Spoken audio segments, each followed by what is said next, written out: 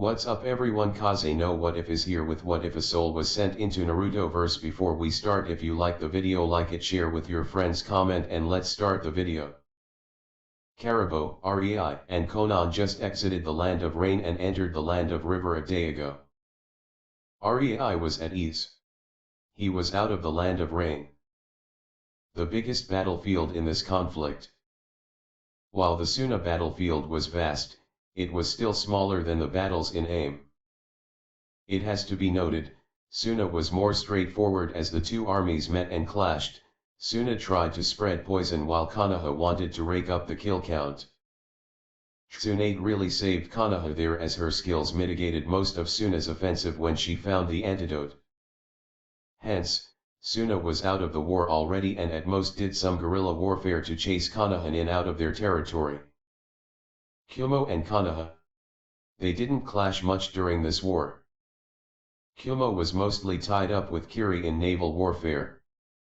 They did attack Konoha, but it was more on the hit and run basis. No really big skirmishes happened. Rei was incredibly surprised at the amount of military knowledge Karibo, the utterly normal and not out of place merchant, had. His suspicion of the man only rose. But there they were. The man was willing to part with this knowledge. Both knew that this meant he was meaning well. There was no need to antagonize him over it. Kiri. They had it best. As the reason for the war was the forceful expansion of territory with force, Kiri as an island didn't have much surrounding land to force under their rule. Therefore, they only fought with Kyumo over some islands in the Kaizoku Sea. And that led Rei to the last battlefield. Aim. Konoha vs Iwa. The ninja had no regard for civilians and made Aim their spanking boy. They ran rampant over the entire country while doing various guerrilla attacks, skirmishes in towns. It was a massacre at its finest. The tactic was foregone due to the hate between the two, and the clashes were only intensifying. Medics were in short supply, corpses piled up, and most often than not, the civilians paid for it. The shinobi were way past the point of caring. Especially the Iwa, as Iwa Kiri Kyumo attacked Ozu at the start of the Second Shinobi War and thousands of theirs died. Konoha redirected their hate to Iwa and showered it upon innocent Aim. Iwa had insufficient forces, so they employed brutal tactics to compensate. The sole reason the country was standing was Megakure forces and Hanzo that were looming over Iwa and Konoha in Aim like some Shinigami, occasionally killing out entire squads. Shinobi of both countries were understaffed. Simple as that. That was the sole reason why Iwa and Konoha did not raise Aim to the ground yet and employed at least some restraint. But Hanzo was far from a benevolent or even caring ruler.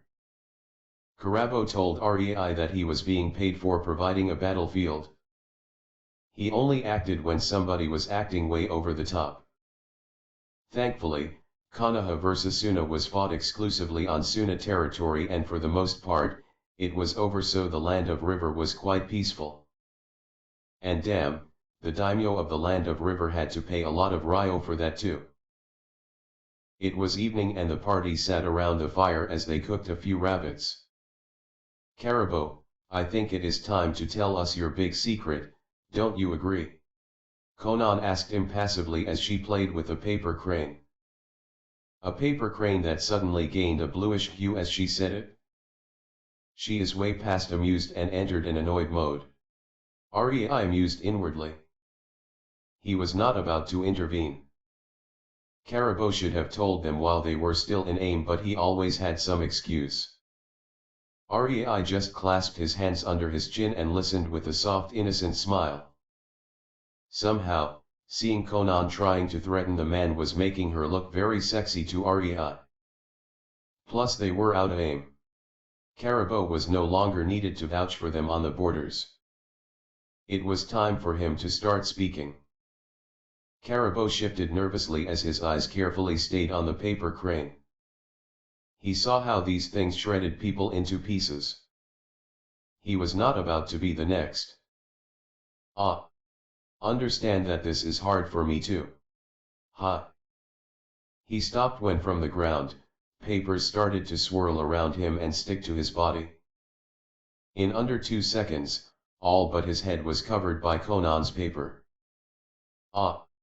Understand, she glared at him. I had enough. Spill or die. Caribou gulped as he shook under Conan's killing intent. It was nothing extraordinary but for a civilian. Especially when said civilian recognized he is covered from neck to toes in exploding tags.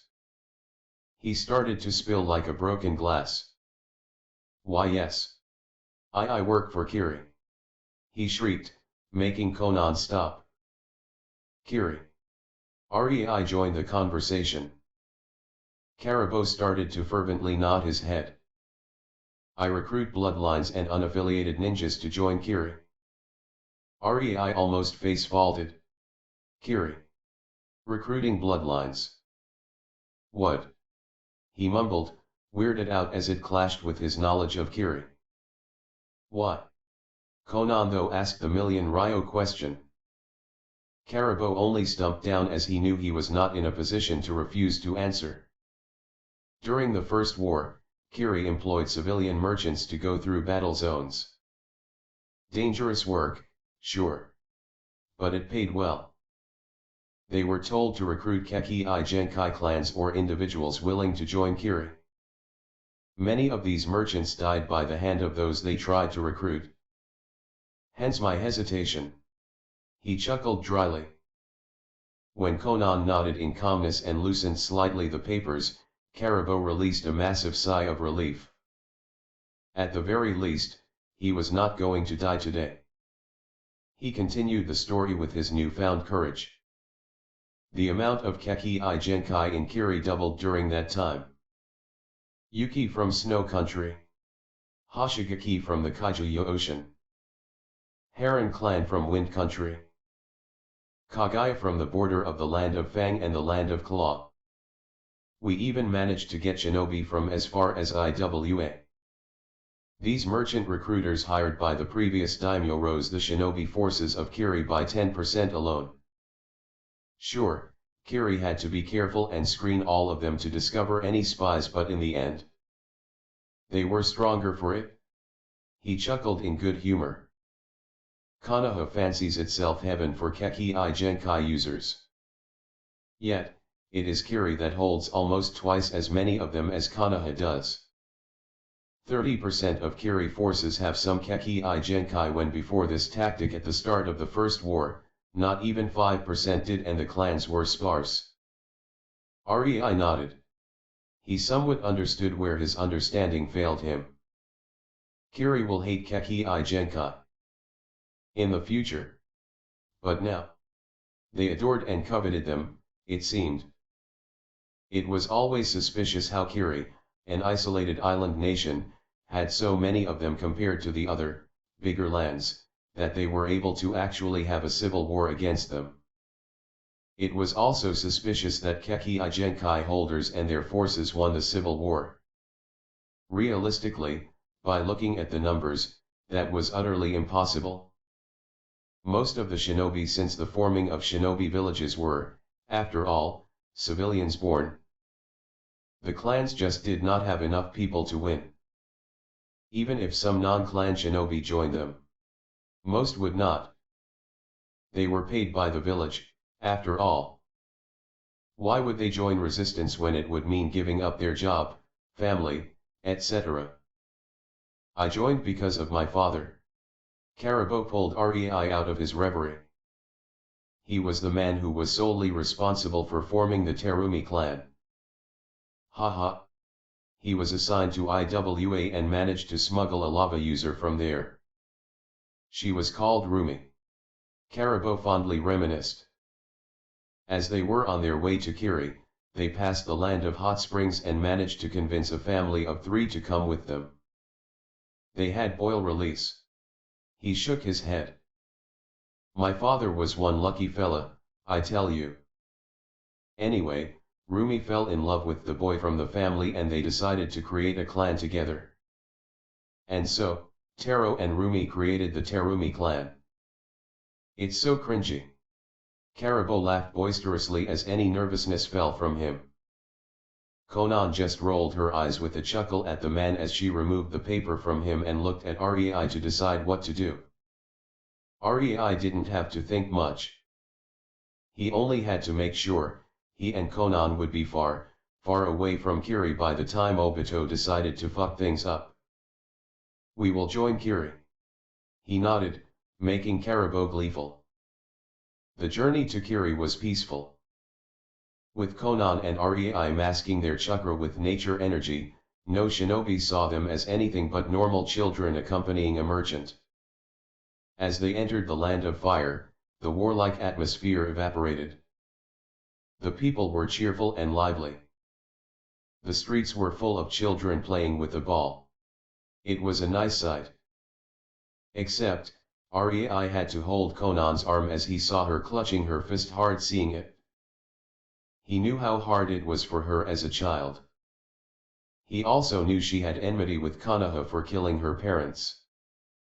And while she didn't desire revenge, it must have been hard to see children happy and carefree in the land protected by Konoha when Konoha shinobi were killing and ravaging the country she was born in.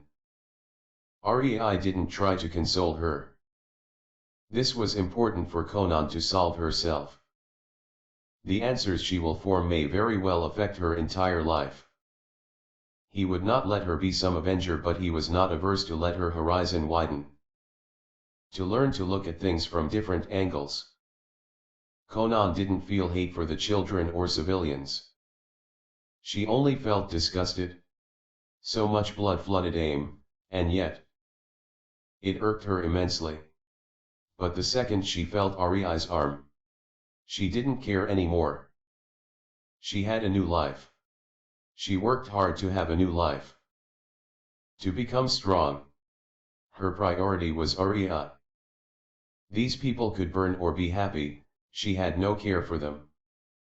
But she decided to become even stronger so the people she loves will be able to live like these children. Carefree and happy. While her enemies will feel like herself during childhood. Painful and miserable. That she promised to herself. Their journey continued towards the land of Noodle until they arrived in the capital. There, Karibo led both Konan and Rei to an abandoned warehouse. As they entered, they saw two people with Kiri Hitayate, lounging on a chair, completely relaxed. When the men looked at who was approaching, they groaned. Karibo-san. Kids. Seriously. A pale man with blue tear marks under his very tired-looking eyes asked the merchant. Well. As long as they are useful. Keek. Another man who was twirling kunao on his finger, trying to appear menacing, rolled his eyes while snickering. You kiddies wanna join Kiri? Heh. Are you of any use? He condescendingly asked. Spar then. Rei quipped before Karibo could interrupt, shrugging down the coat from his shoulders, coming forward. Oh. Look at him. This one is spunky. Kid, sigh. The tired-looking man turned to his companion. Don't fight him too seriously. We finally became Chunin. The Mizukage won't be thrilled if you beat the shit out of them. They are kids, Kiribaro. Ah, shut up, Mizuru. I will be gentle. The man, still playing with his kunao, stood up and walked leisurely towards Rei with a mocking expression. Rei could only sigh. These two idiots had as much chakra as the Chunin, Kilabi, they killed in AIM. To be honest, Rei had at least 5 times than them by now. He was already on low Jonin reserves with Konan. But to be underestimated due to his age?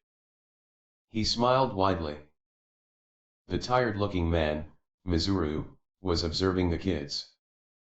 One was an impassive girl.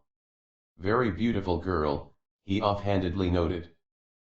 That one will definitely be a looker in the future. His uncaring eyes looked at the cocky boy and slightly widened. That smile. He saw it. On one of the Kiri-7 swordsmen right before. Bam. Kiribaro found himself thrown into the wall, cracking it as the kid appeared in front of him, his foot raised at the level of Kiribaro's stomach. You are just a chinin and you wanna compare notes with me? Seeking death. Rei shouted condescendingly as he was inwardly fanboying. He. Always wanted to play big bad cultivator bully. He was mentally bouncing up and down. He wasn't in a war zone anymore and could let loose his more mischievous side. Konan snickered while covering her mouth with her gloved hand and walked forward. My turn. Her expression turned stoic as she impassively said, looking at Mizuru. Mizuru's sweat dropped as he felt the killing intent the girl was releasing straight at him. Ill pass. He gulped. Ah, Mizuru-san. I forgot to tell you. These two are from AIM. They are strong. Karabo sheepishly rubbed the back of his head. Say so sooner, bastard. Mizuru's eyes twitched at him and Kiribaro groaned, still on the ground. From there it was smooth sailing. The men started asking questions. Name, former village, country, age. Say what now? Kiribaro asked, irritated at what he just heard. He was still holding his stomach as he sat on the chair, his head laid on the table. I said we are 10. Rei nonchalantly responded. Kid, you dash. Jutsu accident. Made us grow. Rei shrugged. Mizuru ever so slowly nodded. He was weirded out, all right, but he heard of weirder cases. As he was about to write it down, Rei suddenly added. Oh, don't forget to write that we are connected because of it. We can't separate, otherwise it would be detrimental to our health. Konan nodded eagerly and Mizuru only sighed and nodded. He was not about to say no to a kid that could wipe the floor with him. Really now? Kiribaro grumbled. Then it came to any known diseases, living family, and finally skills. Karabo said the girl had some paper keki I genkai. Kiribaro stated, unsurely looking at Konan. No. She does not. Rei quickly attracted the attention and took a paper slice from his pocket, folding it with his chakra. It is a chakra control skill. She uses her chakra to fold it into shapes and her futon to make them fly. Rei was not about to let them know it was Keki I Genkai, much less Keki I Tota. Konan knew what she held and that was enough. Mizuru nodded. So, any affinities other than futon? He didn't miss that little tidbit. 10 years old proficient with futon? The kids in front of him were true monsters. Both of them. Rei and Konan looked at each other. Konan bit her lip and took a step back, letting Rei deal with it. She knew he didn't want to reveal the full scope of their skills. But she had no idea what she was allowed to reveal. Mizuru, seeing that little gesture, resisted a groan. He knew that he won't get a full account from the kids now. Alas, he was already used to something akin to this. Did not make it any less annoying though. Rei sighed as his head swirled with ideas about what to reveal. As for me, Raiten, Doton, and Suton plus Kenjutsu. Well, somewhat. It's all self-taught. He told them. He was not about to tell them that Konan and he were able to enhance their attacks with nature energy, nor was he about to reveal his sealing arts. He made tens of seals that he would never reveal to someone who he didn't trust. Also, he didn't tell them just how good he was with the affinities nor that he was starting to train Katon. Kiribaro almost dropped the documents when he heard the kid could do 3 elements. His jaw dropped. Did I hurt my ears when I impacted the wall? he mumbled, hitting his ears gently. Rei didn't care and just continued, gesturing at Konan. She is good at futon, doton, and suton. Train the last ones together. Oh, and her specialty is origami. Again, Rei didn't tell them she could harden, sharpen, soak up water. Origami. That told them literally nothing of her real skills other than she uses paper. They had absolutely no clue that she could manipulate hundreds of paper slices at once. Plus Konan always had at least 1,000 explosive tags made by Rei in a storage scroll on a paper she had always in her body. She was starting to learn how to change herself into a paper. Plus she also started learning to draw explosive tags. And while her Fuinjutsu was looking to be abysmal at best even with the talent, it improved very, very slowly. There was so much Rei didn't tell them. Oh okay, then. Mizuru nodded. Oi. Are you sure you wanted the report to be like this? You know, you will have to prove it to Mizukage later on. Kiribaro barked out. I am sure. Rei smiled, making him groan and bang his head on the table. Whatever. Your funeral. The man grumbled sullenly. And with that, they were registered as immigrants. The second the Mizukage approved of their immigration, they would be taken as people of Land of Water. Sure, they would have a lot of scrutiny and it will take years until they get a promotion, but Rei wanted access to their water jutsu. He could bear with a few years of comfort in Shinobi Village while fending off any secret seekers if it meant access to Jutsu Library. Plus peace was coming. It would be much more beneficial to spend that time in a village than by themselves. Rei and Konan arrived in Kirigakure. It was all shrouded in a thick mist on the outer parts, most likely due to seals. The closer to the village they got, the sparser the mist became. As Rei and Konan followed Karabo through the gates, giving their documents to the guards, they noted that no mist was inside the village. The air was very humid and the village looked militaristic. It was a dreary place with gloom in the air. Surprisingly, the merchants and civilians still bustled through the streets, happily trying to sell their wares. They didn't seem to fear shinobi. A healthy dose of respect could be spotted in their eyes every time a shinobi passed by. It was coexistence. The people here saw the shinobi as their protectors. Shinobi, on the other hand, were the reason for the gloomy atmosphere. They still attempted to look dangerous and stern-faced, but it was obvious their mood was down. The village probably lost in a skirmish, Rei surmised. None of his business though. The place was exactly as one would expect from a village full of killers. After all, Kiri took the most assassination request out of the Great Five. This was where hunter-nin and assassins thrived. Rei and Konan stood in the office of the Mizukage, looking at a neat, pale man of 40 years old with black hair, brown eyes, and a mustache. He wore the Mizukage robes and the hat and watched them impassively. This was the third Mizukage.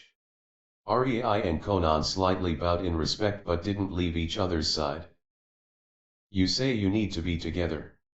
He trailed off as he out of the bat pointed his problem with them. He would call bullshit, but then again, he was a leader of the village and had to keep appearances. Mizukage-sama, Rei calmly smiled. All you need is to have a sensor-nin look at our chakra. Ah. Yes. Mizukage drawled. Your chakra? He narrowed his eyes. The kids didn't have more than a civilian amount of chakra. Yet, his ninjas in the capital of Noodle were beaten by them. We will now loosen our chakra hiding, okay? Rei asked, making the Mizukage nod slowly. The Mizukage signaled the Umbu on standby and marveled as the chakra of the kids in front of him rose to the levels of Lochinin. He narrowed his eyes. You have more than this, right? Yes. Rei bluntly answered. You won't show how much, will you? The Mizukage stated. No. Rei nodded. The Umbu in the room were staring at the boy talking so bluntly to the Mizukage, but they saw the Mizukage was serious and was nodding in approval at the boy's answer. Would you be inclined in teaching that chakra hiding technique? Say, for money? Maybe, women. The Mizukage was amused. The kids in front of him were interesting. Boasting of 3 chakra natures at the tender age of 10? Monsters. If what they say was true, then he just acquired 2 potential future S-rank shinobi. Even if not, the chakra hiding technique was invaluable. Even he could not feel their chakra. Granted, he was not using his chakra sensing actively, but his passive senses should be enough to tell him their general reserves. It was mind-boggling for him. No. Rei's smile turned sheepish. Sorry, but that is not possible. The Mizukage's eyes narrowed further. Why not? He threateningly asked. When I tried to teach it to Konan, we ended up connected for life. The Mizukage frowned. He didn't believe in their so-called connection. A guy dash. Just have a sensor nin look at us, Mizukage-sama. The Umbu tensed. Interrupting Mizukage was not a good thing. But Rei saw that the man was too interested in him and Konan to do anything about it. Fine. I will look. Mizukage told them somewhat sullenly and activated his senses. He instantly blanched. What the fuck? He quietly swore to himself. What he saw was their chakras merging, intertwining, knitting together. It was as if there were 2 people sewn together in front of him. It was disturbing, to say the least. He had no idea what to think of it. You say you can't separate? He resignedly asked in the end. Oh, we can. Rei let Konan's hand go and the Mizukage could see their chakras disconnect. But not for long. The Mizukage slowly nodded. He had no idea what was going on, so he could not judge if the kid was telling the truth, but even disconnected their chakra was a patchwork of the 2. Honestly, he found the sight quite distasteful. Not because of its appearance. It looked like their aura was made of 2 colors to him. 2 colors forcefully kneaded together in the most brutal way. He shuddered at the image of that happening to him. The Mizukage had no idea that what he saw was the result of nature energy forcing the chakras and souls to merge. It was erratic, chaotic even. But it had no bad effects on Konan or Rei. On the contrary, this provided them with a lot of benefits. It just didn't look prettiest in the senses of a chakra sensor. It didn't look like a human. That was what disturbed the Mizukage most. I suppose you will be dash comma marry in the future. Shit. I almost said breed. The Mizukage sweat dropped and was glad he had his hat on so he could cover his face. He would be a fool to not see the benefits of such a chakra hiding technique. They definitely had to produce offspring if it meant the technique would stay in the village. Yes. Konan nodded stoically. What are the chances of joining the Clan Creation Act? The Mizukage carefully probed. He could force them, but that would be a fast track to create new nins. He tried to keep the force out of anything he could. But he would be damned if he didn't try to make a clan out of them. And for a clan they would need more members. The boy would have to get more wives. Rei was stumped at the Mizukage. The Mizukage smiled knowingly. He couldn't help but mentally scold himself. The boy was just a kid, yet he was talking about giving him a harem to produce kids. He almost snorted at himself as he felt stupid. only if the woman is suitable. Conan took the reins, surprising the Mizukage. Thankfully he prevented himself from gaping. And the conditions? He decided to entertain the girl. Kunoichi, strong, beautiful, and most importantly, Rei must fall in love with her. The Mizukage was about to nod in approval when Rei decided that enough was enough. Oi! Stop trying to play a matchmaker for me. Rei swatted Conan's shoulder with a scowl. Mizukage-sama, forget what she just said. Rei turned to the third Mizukage. I will live here, and if a woman that I like is willing to join us, then why not? But that's only when I am older. Rei petulantly and very childishly burst out while wildly gesturing. Rei knew exactly who he would like to have in his harem from Naruto verse. But he wasn't about to woo a girl only because she was a canon character. He decided to first gauge the personality, and if he found it likable and they clicked, he would go for it. The third Mizukage smiled. He could work with that. He was Mizukage, and giving a few females a mission to woo the boy when he is older was of no consequence to him. Underhanded? Maybe. But if the boy actually does sleep with them, then he would have no excuses. It's not like they would be ordered to genjutsu the shit out of him. Alas, that was still far away in the future. Okay, now, you said both of you are proficient in 3 chakra natures. The Mizukage was disbelieving of this fact, but when both of them took out 3 papers, making one wet by just a slight touch, the other crumbled into dust. And then Rei wrinkled the last paper, whereas Conan shredded hers. Fuck. The following years will be indeed a pain. He resisted the urge to groan as he realized the amount of effort he would have to exert to make these kids feel at home in Kiri. 3 trained affinities at the age of 10. No, 3 insanely proficient affinities. He knew what the speed which they showed meant. They were already masters at this exercise and most likely had a way to train their chakra natures further. He would actually call bullshit. And thought they were spies, except, no idiot would let someone with such a potential do a spy work. And no idiot was ever made a cage. No matter how the rakage looked. Troublesome. He mentally whined. Mizukage was no fool. The kids either had to create their own clan or join already existing ones. Nobody would teach someone who was not family their every secret. A plan started forming in his head. A plan he decided to go with. A plan that will inevitably decide much of Rei's future during his stay in Kiri.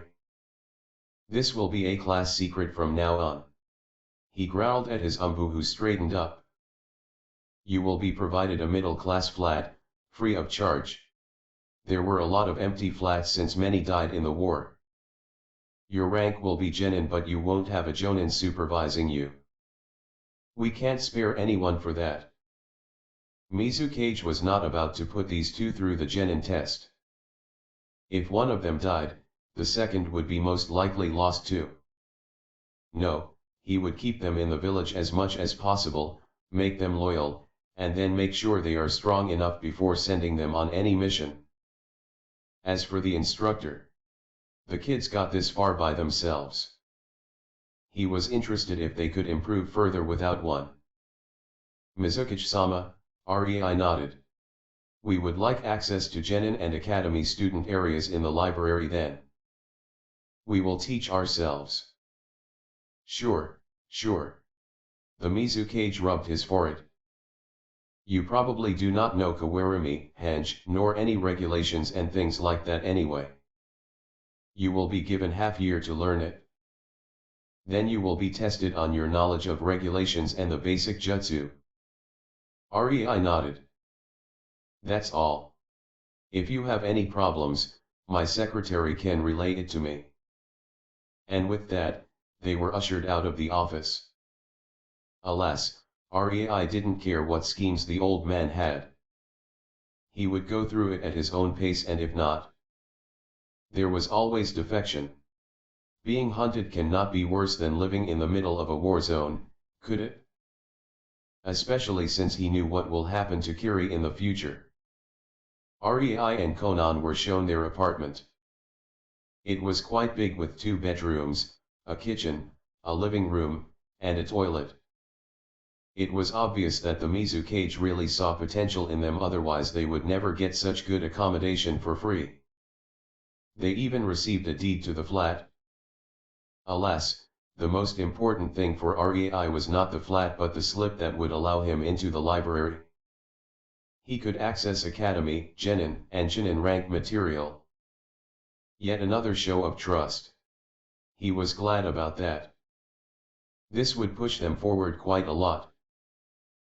The first month in Kiri, Conan and Rei spent the time looking over Kawarami and Henge and tweaking it. The Kawarami was nice. Just reach with your chakra and swap. Alas, the mass had to be somewhat similar to yours for it to work. That's why logs. God, the shinobi were dunces. Rei opted to learn Mizubunjin and use them for swapping. Especially one with at least 5 exploding tags on them that would go off during swap. Why destroy nature by chopping logs when you can just gather water into a clone? One of these days, the Lord of Logs would punish the insolent mortals by making them logged instead of the log. Using the water clone had many advantages. Not only was he basically quickly transporting water towards his enemy, water that could be used since he was good at Sutin. But really, these clones do not relay memories and are only 1/10 as strong as the original.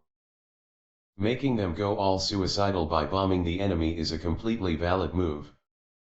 The same goes for playing Shikaku only, instead of sand, using water. All it would need was a horde of Mizubunjin surrounding the target and dissolving back into a water source for Rei. As for Henge, he really didn't see the use against anything other than civilians. Oh, he knew why it was mandatory jutsu. It was a go-to tool for infiltration. There was nothing better than that to fool civilians. And to be honest, during missions, fooling civilians is quite a prevalent activity. Henge had various uses. None of them useful in a battle since an attentive enemy and puff, yeah dead. But when it came to performing missions, bandits come. Henge 30 clones. Bandits run. Need to seduce a man? Kunoichi puts a henge of gorgeous courtesan and done. Need info from a merchant? Henge into his friend and bam, done. It was one of the most useful things ninjas ever learned, but it was utterly useless in battle. Genjutsu could have lasting effects on the affected. These effects could be discovered. It was much better to just use henge when dealing with civilians. Conan also learned Kawarami and henge. Especially Kawarami, since she saw the merit of Rei's idea. She saw a cloning technique for the first time when she opened the Bunjin scroll. A day after that, she was already able to form paper clones. Oh! Conan also liked having a blast with her clones. Literally at that. She even made Rei teach her these seals in English. She didn't know any English other than the words and numbers needed to make the storage seals, stasis seals, and exploding tags, but for her, it was enough. She definitely made it into a deadly weapon. Rei could only bitterly smile. He knew making these 3 kinds of seals was the limit for Conan.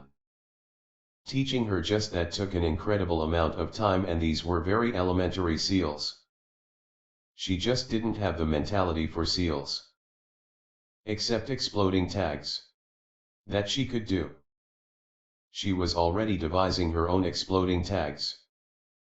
Conan, in her sadistic streak, mixed clones with the storage seals filled to the brim with her futon paper shurikens. Then made a paper clone made purely out of exploding tags, and then whatever mix of the two. Not one of her paper clones lacked at least one exploding tag inside. The best part? Her paper clones could actually draw seals. REI used this insight and tweaked water clone technique to be able to do the same. Since then, 2 Conans are drawing exploding tags, storage seals, and stasis scrolls out of real Conan's paper supply, and 5 Rees who were trying to come up with new more advanced seals. The second bedroom of their flat finally saw some use. The second and third months. REI also found a lot of Fuinjutsu theory in the library. Nothing extraordinary but enough to push his knowledge forward. But he didn't dare to borrow these books and instead studied them in the corner, trying to be unassuming. He didn't want to tick off anyone that he could make seals. It was a slow process, as even if the knowledge was the basics of sealing at most, he was able to find some neat Uzumaki scrolls. This signified that Kiri indeed acquired some scrolls for Muzu. REI was mostly interested in Uzumaki battle Fuinjutsu, but he only got an inkling. He would need a pass to Jonin Library if he wanted more. Conan. The more paper clones she made, the more her body became familiar with the prospect of pulling paper together to make a body. She unlocked her Logia powers and became a paper human. Well, in reality, she just learned how to make her body into paper and how to reverse it. But with the chakra control boost she got by connecting with REI. With focus, she could do something similar like Logia users in One Piece. She, however, had to prevent herself from being hit. But changing the middle of her stomach to paper and make it move out of the strike mid-fight? That was a nasty thing. Or changing herself into a flurry of paper and reforming elsewhere. Or making her torso disappear when she was about to be bisected. REI was so annoyed he devised a seal that would prevent her to use it by slightly messing up her chakra control. Nope. No one will pull crocodile on REI. The last 3 months. Conan's body-changing technique stopped being overpowered the second REI learned how to mold Suten chakra into jutsu. Apparently, her paper can soak up water, but it cannot soak up water made with Suten jutsu unless her water chakra is more concentrated in it. Sucks to be her, since REI was the better one at Suten from the two. REI focused on making his own Suten jutsu rather than learning the jutsu in the library. He learned only a few he found really useful. Conan on the other hand tried to make her futon chakra sharper by molding it in a similar way as some futon jutsu did. Both learned consciously molding chakra for the monkey hand seal, to make Kirigakure no jutsu sealless, as their nature sensing gave them a clear view inside the mist. They both also managed to mold their chakra in the way of dog hand seal. As this one was associated with water and most Suten jutsu needed it. It also helped that their Mokuton practice made it incredibly easy to learn it. As for the snake hand seal, they already knew it.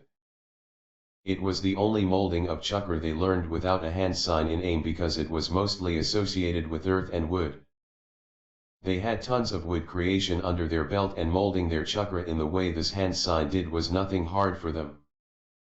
Conan focused on the bird hand sign next, for better futon, while REI started with the tiger hand sign, which went incredibly well, as not only katon, it was also used for doton.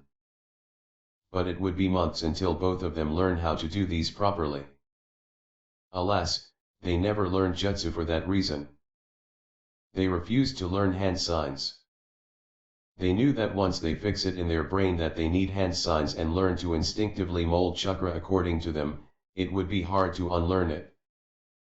No matter how big of a crutch they were. REI could compare them to a wand for wizards in Potterverse. It was easy to learn them and their bodies got quickly used to them. But it was insanely hard to start molding the chakra consciously on your own once you did get used to them. It was better to choose the harder route. Their last week was spent reading various regulations to pass the test. When you are in the library full of jutsu, you have no time to read these. The test was in front of the council of the village. Apparently, they have those here, but it is really only advisory. Alas, the Mizukage deemed it fit to fulfill their desire to see kids with 3 chakra natures do the test. The first, written test was easy as their enhanced minds had a hold on the knowledge after reading the books and they passed. Then they were tasked to show Kawarami and swapped with each other. Konan swapped with Rei first and then Rei did with Konan to end up in their starting position. The council was quite astonished as it was advanced to be able to swap with other humans. As for clones, they showed water and paper clones respectively, which instantly caused murmuring and promises of training their clan prodigies more. And so, at the tender age of 11, both Konan and Rei earned their genin rank. The test was not over though. They relocated to the training ground covered by a thin mist.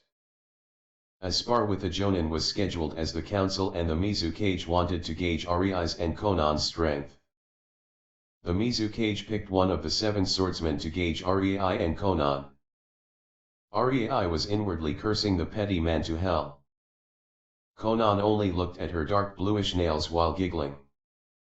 Since Rei complimented it yesterday, she vowed to never use other colors. Come at me whenever. A large man, holding Kyobikari Basho, smirked at them. It was 2 versus him and the man didn't feel like losing to 2 kids. Rei nudged Konan and nodded in the direction of the large man, Maduro, making her pay attention. She raised her eyes to the swordsman and scowled fiercely. She was almost past the date, about to get into bed with Rei in her daydream. Maduro took the monkey position. Kirigakure no Jutsu. He was a typical wielder of Kyobikari Basho. Silent assassin of the mist. The third Mizukage watched the relaxed figures of Konan and Rei. What made him frown though was not their careless posture. It was the sealless Kirigakure no Jutsu they both employed, making the mist so dense, seeing even an inch was a problem. It was definitely a complete overkill as normal Kirigakure no Jutsu provides at least some limited visibility. But this? Even Hyuga would be as blind as mole. He could see the council members asking those with chakra sensing abilities to tell them what's going on, but the Mizukage knew that out of the sensors present, only him and Himeno-yuki were able to see or rather sense what was going on in such thick, chakra-heavy mist. His plan for being a matchmaker for Rei and one orphan from one extinct clan was becoming even more important in his mind as he saw the mist. I wonder. How will they fight the master of silent assassination? They surely won't be able to see even an in-dash. His mind froze. Fuck. These kids must be censors too. Why the fuck did I not think about that? Hiding chakra and sensing on the level where they can perceive things in such a mist? Damn. Jackpot. Ha, see that Onaki? My village is still better. The third Mizukage wanted to jump from happiness at the realization. Mizukage-sama. Himeno-yuki, the ever-loving cutie, worriedly glanced at him. He was aware she was miffed with him for having the kids fight with Maduro. Sigh, women. Ah, Himeno-chi. He nodded to his childhood friend and his mind reacted the same as ever, he ducked under her punch. Wow.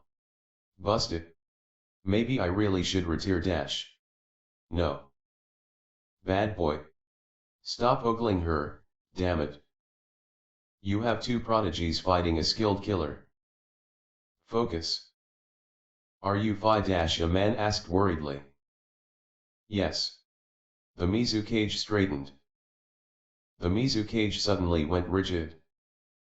He felt tens, hundreds even, of chakra signatures in the mist.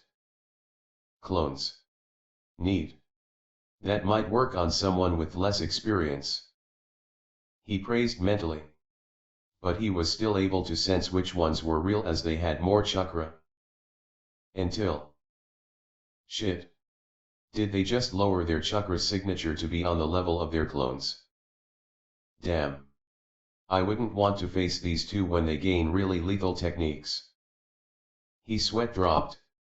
He could not differentiate between clones and the originals anymore. He could only differentiate between the clones of Conan and Rei, as Conan's clones packed a slightly more chakra. What he didn't know was that as Rei and Conan mixed into the swirl of the chakra signatures, they did not only lower their signature.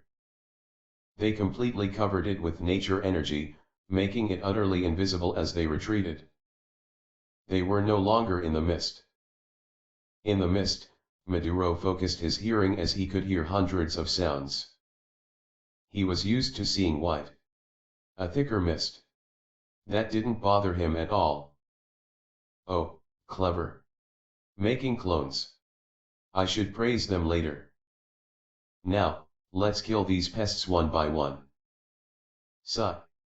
I just hope I won't kill the originals. Mizukage would be pissed. Did you really think this would stop me? You are naive. Maduro's voice resounded through the mist. He swiftly set on killing the clones, one by one. The Mizukage felt the biggest chakra signature, Maduro on the move. He sensed him approach the closest clones, one of Rei's. Well, Maduro is too experienced to freak out from being surrounded by clones. But nice tr dash. As the Mizukage felt Maduro's blade approach the head of the clone, a loud boom resounded through the clearing, and Maduro's body was flung backward like a ragdoll due to the explosion. Mizukage's and Himeno's jaw dropped. This. Are they all? Himeno asked wide-eyed as she looked at the Mizukage. He knew Maduro was fine, but his body was uncontrollably flying in the direction of another chakra signature. This time it was one of Conan's. The Mizukage could feel Maduro twist in the air and aim a slash at the girl when... Boom. An even louder boom reverberated through the clearing, making Mizukage wince. The kids were using Maduro's sense of hearing against him. He could sense Maduro's body being yet again flung away as the explosion impacted him. I think. That answers it, Himeno-chan. The Mizukage answered as his eyebrow twitched. Fuck. Since when was this life and death battle? To bring hundreds of exploding tags. Crazy bastards. He inwardly cursed. In the mist, Maduro was mad. Only his Doton, rock body saved him from injuries. He kicked towards the ground mid-flight, sending his body uncontrollably stumbling across the ground. He rolled to his feet and tried to focus his hearing when he heard loud whistling sounds. His eyes widened and he barely managed to duck. The Mizukage facepalmed as Himeno cheerfully explained what was happening in the dense mist. Maduro is evading. Evading tens of futon-enhanced things looking like shurikens. He just bought it into the leg. Ouch. His arm. Oh, that was close to the crotch. He almost lost a chance at daddyhood. Damn, lucky him for having that rock body technique, or he would be a Swiss cheese without it. Finally. He started to block the projectiles with his blade. Dunce, I tell you. The Mizukage almost face-faulted. He could only groan in exasperation. Two 11-year-olds were totally wrecking one of the 7 swordsmen in his own home field, using his own senses against him. Maduro was panting. His leg was useless and one of his hands was injured too. His body looked like one of his training dummies. Fucking cut up. He gained control over his breathing as he killed another clone by kicking it away as it was about to explode. He quickly shielded with his Kyobikari Basho. But the clone of the boy didn't explode. It changed to water, making him confused. He stopped for a moment and instantly cursed himself for that when through the water the clone dissolved too, Suddenly a water jet shot at him at insane speeds from the mist behind it. He barely managed to duck but his sword. Ah! The Kyobikaraibasho! Himeno exclaimed suddenly. What, Lady Yuki? One of the clan heads asked impatiently. It kinda broke. Himeno tilted her head. The Mizuki's eyebrow was twitching. A strongly pressurized water jet, gathered from the mist itself, cleaved through the Kyobikaraibasho like a knife through butter while someone focused on strengthening the mist, ensuring it won't lose density. Their teamwork was seamless, Mizukage happily noted. That's when his eyes widened. He could see all Chakra's signatures stop and start running in the direction of Maduro's injured body. Maduro was gaping at his SWO- at the half of his sword he held in his hand when suddenly he heard sounds of multiple footsteps closing in on him. He quickly. As the clones were close to Maduro, the Mizukage and Himeno widened their head and quickly started weaving hand seals. Sutin, water wall. Hayaton, freezing. Third Mizukage created a wall of water and Himeno quickly froze it solid as both could feel all clones explode. Even though the wall, they could still feel the whiplash of the wind as it sailed around its sides, sending their hair flailing from side to side. The shock waves were hitting the ice wall as it trembled under the pressure while Mizukage and his council had to brace themselves as a small earthquake shook the ground. The mist long ago dispersed due to the wind created by the explosion. Mad kids. The Mizukige's mind trailed off as he had to remove a strand of his hair from his face since the wind messed up his hairdo and his face was full of hair that should be on the other side of his head. He heaved a sigh of relief when he sensed Maduro still alive. Maduro barely managed to use Doton, Iron Rock Dome, his strongest omnidirectional defensive jutsu, and used Doton, Iron Rock Body to harden his skin to weather the raging concentrated explosions of over 100 clones. As the aftereffects ceased, the Mizukage and the council could only see Maduro flop on his knees and slowly fall down face first into the ground, unconscious. The gaping audience was interrupted as a bitter-looking Mizukage who didn't know if he should jump from joy or facepalm at one of his strongest jonin being bested by two genins. So, did we pass? Ariai's cheerful voice sounded from behind them. Do you even need to ask, twerp? The Mizukage thought, completely fed up. I hope you guys enjoyed the video. If you liked it, subscribe to my channel for more fanfictions like this, and goodbye.